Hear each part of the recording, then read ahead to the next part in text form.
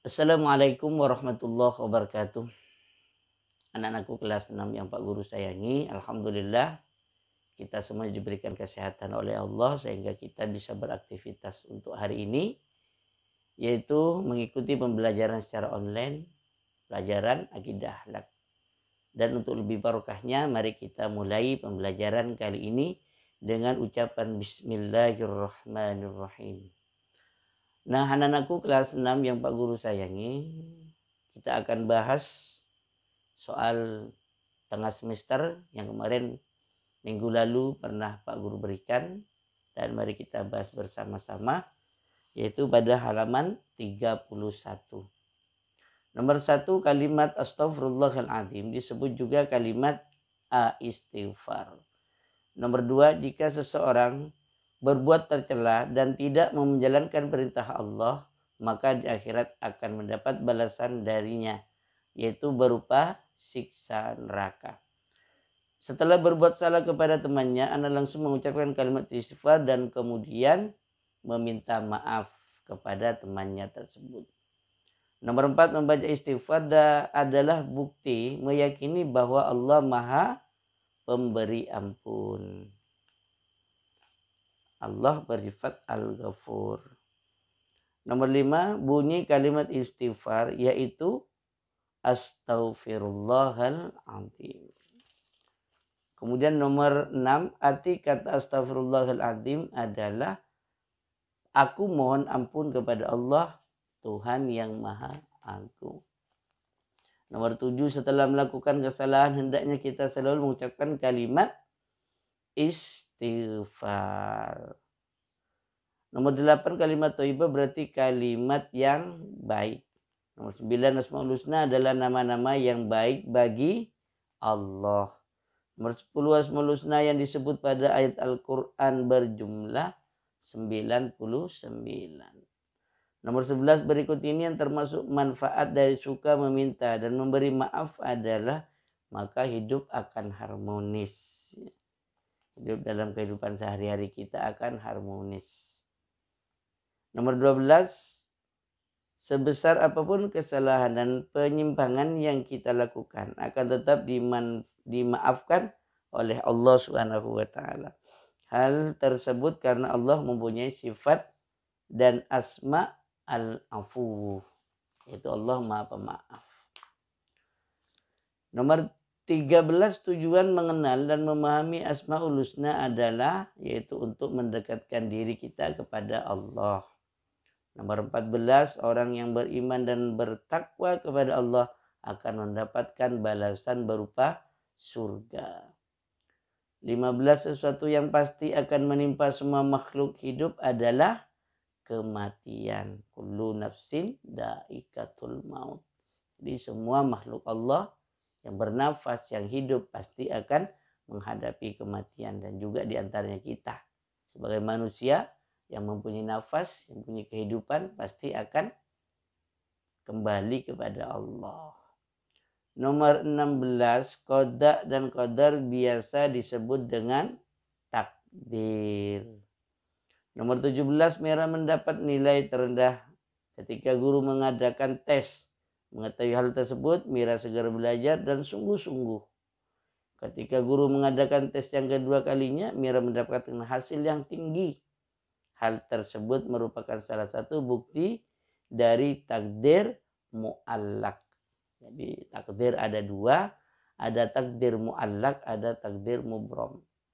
Takdir mubrom itu takdir yang tidak bisa dirubah, seperti jenis kelamin, jodoh, kematian, kehidupan, kemudian rezeki itu Allah yang menentukan. Kalau kita ingin pandai, maka kita harus belajar. Itu namanya takdir mu'allak. Nomor 18, berikut ini yang merupakan hikmah diciptakannya segala sesuatu secara berpasangan adalah agar saling melengkapi. Jadi setiap manusia itu punya kelebihan dan pasti memiliki kekurangan. Oleh karena itu kita harus bersatu, bekerja sama untuk menutupi kekurangannya. Satu orang ada yang lebih, ada yang kurang, maka yang kurang itu akan tertutupi dengan yang lebih. Itu gunanya kita berpasangan, gunanya kita bersama, saling berhubungan. Nomor 19, sesudah berusaha dan berdoa dengan sungguh-sungguh, seseorang yang beriman terhadap qada dan qadar selanjutnya akan bersikap tawakal, yaitu berserah diri kepada Allah. Karena Allah lah yang menentukan segala apa yang akan terjadi. Jadi ranah manusia hanya berdoa dan berusaha. Sedangkan hasilnya itu ranahnya Allah. Yang mempunyai hak yaitu Allah. Dan kita setelah kita bertawakal, berserah diri kepada Allah, pasrah kepada Allah, maka kita harus bersikap qanaah. Artinya rela menghadapi apa yang telah akan Allah berikan kepada kita. Nomor 20, sikap tidak berusaha dan putus asa merupakan perbuatan yang tercela. Jadi kalau ada orang yang tidak mau berusaha, ya, tidak mau berdoa, tidak mau berikhtiar, maka dia termasuk orang yang tercela.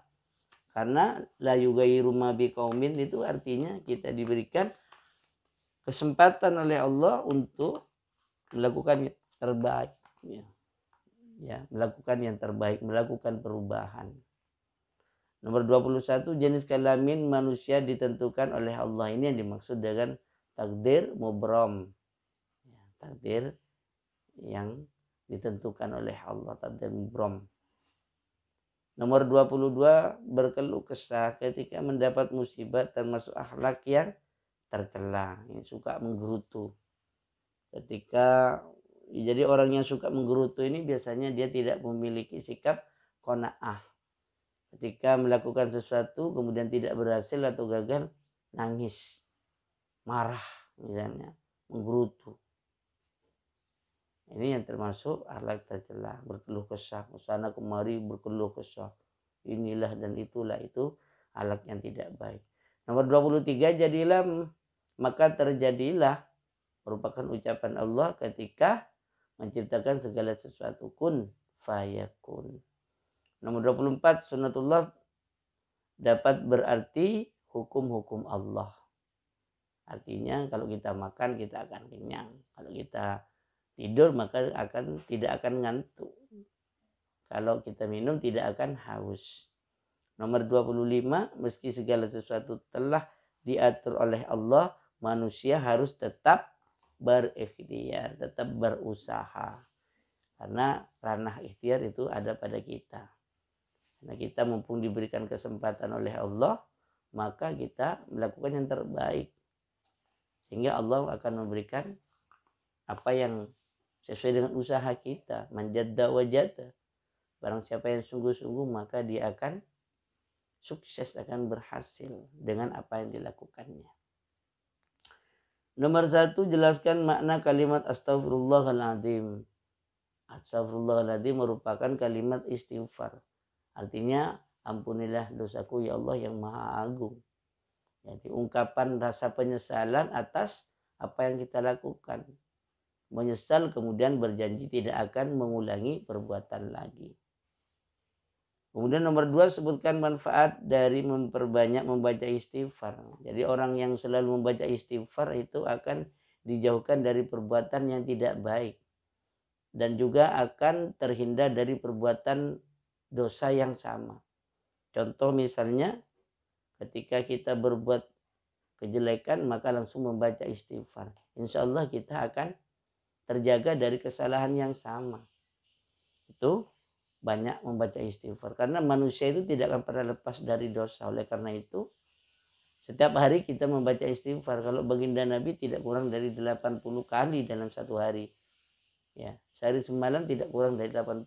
Kalau kita sehari aja tidak membaca istighfar berarti kita kalah kepada baginda Nabi. Padahal baginda Nabi mendapatkan jaminan surga, sedangkan kita tidak mendapat jaminan surga. Nabi saja yang tidak mendapatkan jaminan surga membaca istighfar. Nah, sedangkan kita yang tidak punya jaminan surga kemudian tidak membaca istighfar, maka kita akan rugi hidup di dunia ini. Kemudian nomor 3, berapa jumlah asmaul husna yang perlu kita ketahui? Sebanyak 99, dari Ar-Rahman, Ar-Rahim sampai pada As-Sabur. Nomor 4, apa ini maksud dengan asmaul husna Al-Ghaffar? Al-Ghaffar atau Al-Ghafur. Allah Maha Pengampun. Allah akan mengampuni segala dosa-dosa yang pernah kita lakukan. Sebesar apapun dosa yang kita lakukan pasti mendapatkan ampunan Allah. Ya, yang penting bukan yang satu. Apa yang satu itu? Yaitu syirik kepada Allah. Nomor 5, apa yang dimaksud dengan qada dan qadar? Qada dan qadar merupakan takdir Allah. Qada artinya ketentuan yang ditulis oleh Allah sejak zaman azali, zaman sebelum kita dilahirkan, zaman sebelum kita diciptakan. Kemudian tentunya tidak ada campur tangan manusia karena kita masih belum diciptakan. Jadi Allah hanya menulis saja ketentuan itu. Kemudian qadar adalah ketetapan Allah yang terjadi setelah ada campur tangan manusia. Berarti manusia telah dilahirkan. Ini namanya qadar. Sesuatu yang terjadi kepada kita, baik yang terjadi kepada kita itu merupakan hal yang kita kehendaki atau tidak kehendaki, itu namanya qadar. Oleh karena itu sebelum terjadi qadar maka ikhtiar dulu supaya yang terjadi qadarnya kepada kita itu qadar yang baik bagi kita. Artinya sesuai yang kita inginkan. Karena kita tidak ada yang tahu apa yang terjadi pada kita. Setelah 1 menit, 2 menit berikut ini kita tidak tahu apa yang terjadi kepada kita. Oleh karena itu berbuatlah yang terbaik supaya qadarnya Allah akan baik untuk kita. Nah, anak-anakku, itulah pembahasan soal LKS tentang persiapan untuk tengah semester. Dan demikian dari Pak Guru, kurang lebihnya mohon dimaafkan. Selamat belajar untuk persiapan ujian tengah semester nanti. Demikian. Allahul muwaffiq ila aqwamit thoriq. Wassalamualaikum warahmatullahi wabarakatuh.